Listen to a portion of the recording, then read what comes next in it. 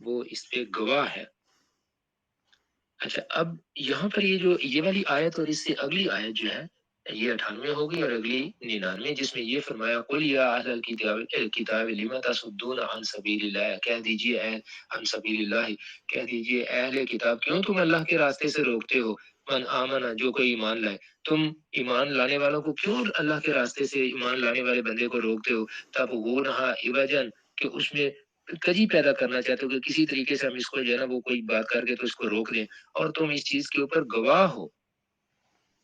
تم گواہ بنائے گئے ہو، وما اللہ بغافل عما تعملون، اور اللہ تعالیٰ تمہارے اعمال سے غافل نہیں ہے۔ اور تم لوگوں کو تو اس چیز کا خیال ہونا چاہیے کہ جب ہدایت آ گئی، آخری ہدایت آ گئی، تو کیونکہ تمہارے پاس کتاب موجود ہے تو تم لوگوں کو خود اس طرف ان کو رغبت دلاؤ کہ ایمان کی طرف آؤ، لوگوں ایمان کی طرف آؤ، آخری نبی آ چکے ہیں، ان کی بات کو مانو، لیکن تم ایسا کیوں کرتے ہو کہ لوگوں کو ایمان لانے سے ہی روک رہے ہو؟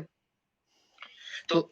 یہ اہل کتاب کے لیے یہ زجر اور ملامت ہے کہ اللہ تبارک و تعالیٰ کی جو نشانی ہے ملت ابراہیم یعنی بیت اللہ اور آخری رسول صلی اللہ علیہ وسلم سے متعلق ان کی صحیفوں کے اندر موجود تھی، تو یہ جب تمہارے اپنے صحیفوں کے اندر موجود ہیں اور ان کو اور ان کے مصداق کو جان بوجھ کر کیوں جھٹلا دے ہو؟ یہ صحیفے جس چیز کے بارے میں تھے، جس چیز کو بیان کر رہے تھے کہ آخری کتاب اللہ تبارک و تعالیٰ بھیجے گا، آخری نبی کو کے اوپر وہ اتارے گا، تو اس کی تو تمہارے پاس خوشخبری موجود تھی، تم اس سب کے باوجود تم یہ کیا کر رہے ہو اور لوگوں کے ذہن میں شبہات کیوں بھر رہے ہو؟ یہ بات تمہیں پتہ ہونی چاہیے کہ اللہ اور اس کی آیتوں کے ساتھ جو شرارت تم کر رہے ہو یہ گویا اللہ کی موجودگی میں کر رہے ہو، اللہ جانتا ہے تمہاری یہ شرارت کو اور وہ سب کچھ دیکھ رہا ہے۔ جنہوں نے اللہ تبارک و تعالیٰ کی توفیق سے یہ راہ پالی ہے، اب تم یہ چاہتے ہو کہ ان کے ذہن میں کسی طرح کا شبہ پیدا کر کے ان کو کسی طرح سے ان کے اس سیدھے راستے سے موڑ دو کہ تاکہ وہ اس سیدھے راستے سے ہٹ جائے اور دوبارہ سے وہ گمراہ ہو جائے، حالانکہ تمہیں اللہ تبارک و تعالیٰ نے پہلے سے اس راہ پر اس لیے کھڑا کیا تھا کہ تم لوگوں کو راستہ بتاؤ گے، لیکن تم نے یہ کیا کیا کہ تم نے اللہ تعالیٰ کے شہداء ہو کے مطلب گواہ ہو کے اس بات کے اللہ نے تمہیں گواہ بنایا تھا، تم نے شہداء ہو کے رہزنوں اور رہزنوں کا پیشہ اختیار کر لیا کہ لوگوں کو تم نے سیدھے راستے سے ہٹانا شروع کر لیا۔ یاد رکھو جو کچھ تم کر رہے ہو اللہ تبارک و تعالیٰ اس سے بے خبر نہیں ہے۔ یہ بڑی ایک بہت سارے انسانوں کے لیے خصوصی طور پر وہ لوگ جن کے پاس علم ہے، جن کو کسی راستے کا پتہ ہے کہ یہ سیدھا راستہ ہے، وہ ان لوگوں کے لیے یہ بہت بڑا سبق اللہ تبارک و تعالیٰ نے یہاں دے دیا کہ جس بندے کے پاس ایک سبق ایک علم موجود ہے، اس علم کے ہونے اس کو پتہ بھی ہے کہ حق اور سچ کیا ہے، لیکن وہ اپنے دنیا کے چھوٹے سے فائدے کے لیے، جیسے کہ انہوں نے ان لوگوں نے یہود نے اور نصارہ نے کیا تھا اسلام کے معاملے میں، تو جو علم والا بندہ اگر مسلمانوں میں بھی کوئی اگر اس طرح سے کرے گا کہ دنیا کے کسی چھوٹے سے فائدے کے لیے لوگوں کی گمراہی کا سبب بنے گا، اس کے اوپر یہ بہت بڑی وعید ہے، اس کے لیے بھی بہت بڑی، اللہ تبارک و تعالیٰ نے بڑے سخت الفاظ ان لوگوں کے لیے بیان فرمائے۔ اب اس سے آگے جو یہ تو ہوگی آیت نمبر 98 اور 99 ان کے 99 ان کے بارے میں یہ ان کی مختصر سی تشریح ہوگی۔ اب اس کے بعد جو آگے جو آیات آ رہی ہیں، آیت نمبر 100 سے لے کر 109 تک، ان آیات میں جو ہے یہ جو خطاب ہے اب یہ مسلمانوں کی طرف شروع ہو جائے گا۔ اللہ تبارک و تعالیٰ مسلمانوں سے، جیسا ہم نے آیت نمبر 100 میں اور اس کے بعد 102 میں کہ ہم نے دیکھا نا، اللہ تبارک و تعالیٰ اس میں فرما رہا ہے یا ایھا الذین آمنوا، تو اب یہ مسلمانوں کے ساتھ مومنوں کی طرف اللہ تبارک و تعالیٰ کا خطاب ہے، اور اس میں اللہ تبارک و تعالیٰ نے پہلے جب جو اہل کتاب ہے ان پر حجت تمام کر دی، ان کے بارے میں سب کچھ بتا دیا کہ دیکھو جو راستہ تم نے اپنایا ہوا ہے یہ راستہ سیدھا راستہ نہیں ہے، سیدھا راستہ وہ ہے جو کہ نبی صلی اللہ علیہ وسلم اپنا آخری پیغام اللہ تبارک و تعالیٰ کا لا کے تمہیں بتا رہے ہیں، تو ان پر یہ ایک طرح سے حجت جو ہے یہ تمام ہو گئی۔ تو اس کے بعد حجت تمام کرنے کے بعد آگے جو یہ آیات ہیں 100 سے لے کر 109 تک، یہاں پر خطاب مسلمانوں کے بارے میں مسلمانوں سے ہو رہا ہے، اور ان کو اس چیز سے آگاہ کیا جا رہا ہے کہ اگر تم نے اہل کتاب کی بات مانی تو یہ تم کو پھر اسی کفر اور جاہلیت کے گڑھے میں گرا کے رہیں گے۔ جس سے نکل کر تم ایمان اور اسلام کی روشنی میں آئے ہو۔ پھر اس عظیم نعمت کی قدردانی اور شکر گزاری کا احساس دلاتے ہوئے جو انہیں پیغمبر صلی اللہ علیہ وآلہ وسلم اور قرآن کی شکل میں حاصل ہوئی ہے، اس طریقے کی طرف رہنمائی فرمائی ہے جس کو اختیار کر کے وہ ان فتنوں سے اپنے آپ کو بچا سکتے ہیں جو اہل کتاب ان کو گمراہ کرنے کے لیے اٹھا رہے ہیں۔ تو ساتھ ہی اس اجتماعی نظام کی طرف بھی رہنمائی فرما دی ہے جو اس ملت کو سیدھے راستے پر قائم رکھنے کے لیے ضروری ہے، ورنہ اس ملت کا انجام بھی وہی ہوگا جو اہل کتاب کا ہوا، کہ جو کچھ انہوں نے اپنے دین کے ساتھ کیا۔ تو اگر مسلمان ان اللہ کے باتوں کو، اللہ کے نبی صلی اللہ علیہ وآلہ وسلم کے طریقے کو صحیح طور پر نہیں اپنائیں گے تو ان کا انجام بھی پھر انہی کی طرح کا ہو جائے گا۔ جب یہ اپنی مرضی کرنا شروع کر دیں گے، وہ لوگ بھی اسی وجہ سے برباد ہوئے کہ انہوں نے اپنی مرضی کو وہ درمیان میں لے آتے تھے۔ سیدھا راستہ ان کے سامنے موجود تھا، لیکن جب دنیا ان کو نظر آتی تھی، اس دنیا کو دیکھ کر اس سیدھے راستے کو بھی وہ بالکل تبدیل کر دیتے تھے، اور اس میں ایسی ایسی چیزیں وہ ایجاد کر لیتے تھے کہ ناجائز چیزوں کو جائز قرار دیتے تھے اور جائز چیزوں کو ناجائز قرار دے دیتے تھے۔ تو آیت نمبر 99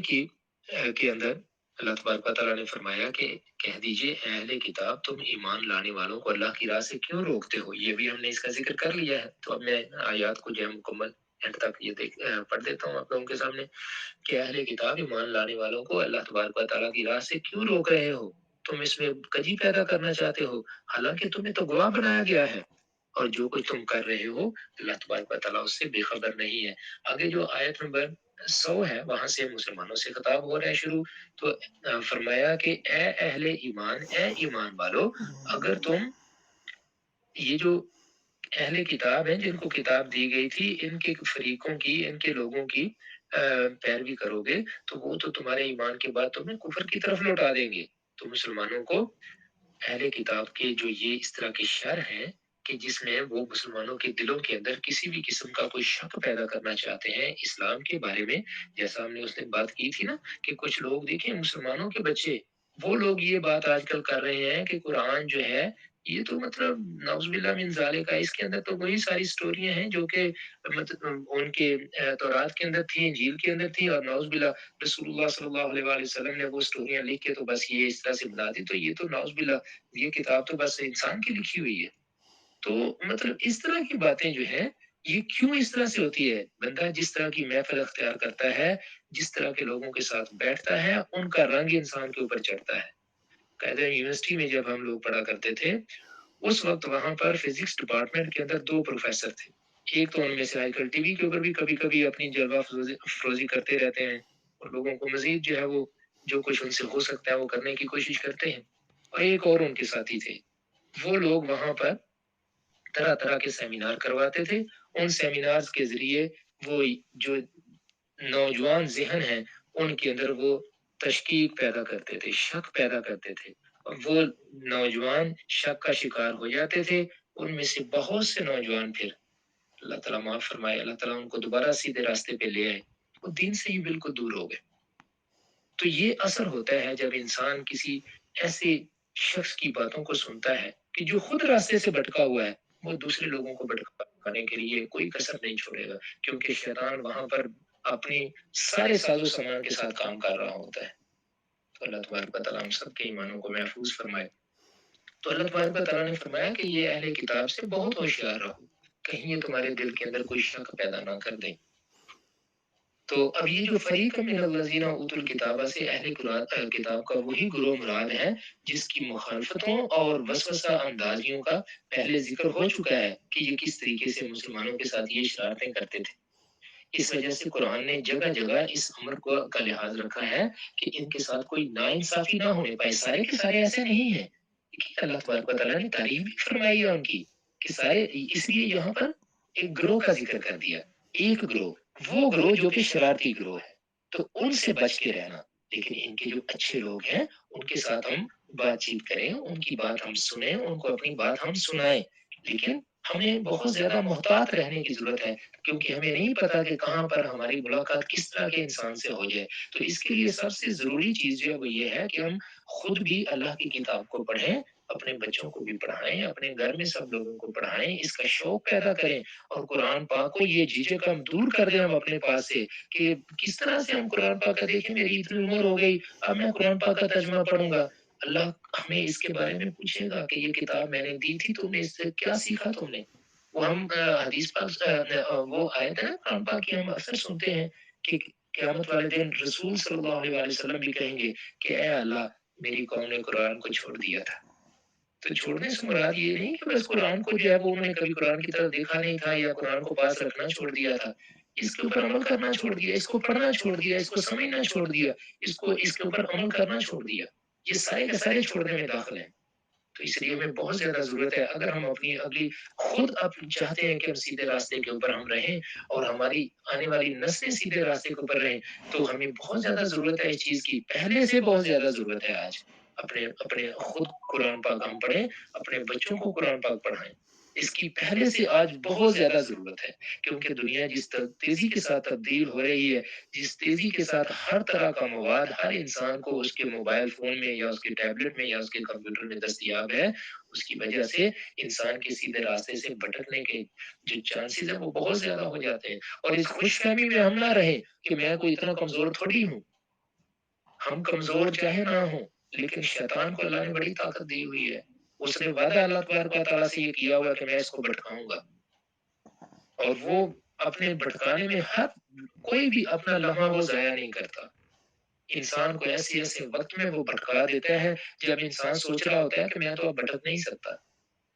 میرے پاس تو بہت زیادہ علم ہے، میں تو بہت نیک ہو گیا ہوں، اور جب انسان سمجھتا ہے نا میں نیک ہو گیا ہوں تو وہ انسان جو ہے نا وہ پھسل چکا ہوتا ہے، جب اپنے بارے میں وہ یہ رائے قائم کر لیتا ہے کہ میں تو بہت نیک ہوں تو سمجھو کہ شیطان اس کے اوپر حملہ کر چکا ہے۔ وہ ایک واقعہ چھوٹا سا جو ہے وہ میں آپ لوگوں کے سامنے رکھنا چاہتا ہوں کہ کوئی بزرگ تھے، کہیں پر کوئی عالم دین تھے، شاید ہندوستان کا واقعہ، پاکستان ہندوستان کے علیحدہ ہونے سے پہلے کا، تو وہ کہتے ہیں کہ انہوں نے اپنے کسی شاگرد کو نا اس کو کسی نماز میں کہا کہ چلو آپ امامت کرواؤ، تو وہ شاگرد شرمانے لگا، اس نے کہا حضرت میں آپ کے مطلب موجودگی میں میں اس قابل نہیں اپنے آپ کو سمجھتا، تو انہوں نے بہت خوبصورت بات فرمائی، انہوں نے فرمایا بیٹا اسی لیے تمہیں کہہ رہا ہوں کہ تم امامت کرواؤ کیونکہ تم اپنے آپ کو اس قابل نہیں سمجھتے، اور ایک بات یاد رکھنا جس دن تمہارے دل کے اندر یہ بات آ گئی نا کہ میں امامت کروانے کے قابل ہوں، اس دن امامت کروانا چھوڑ دینا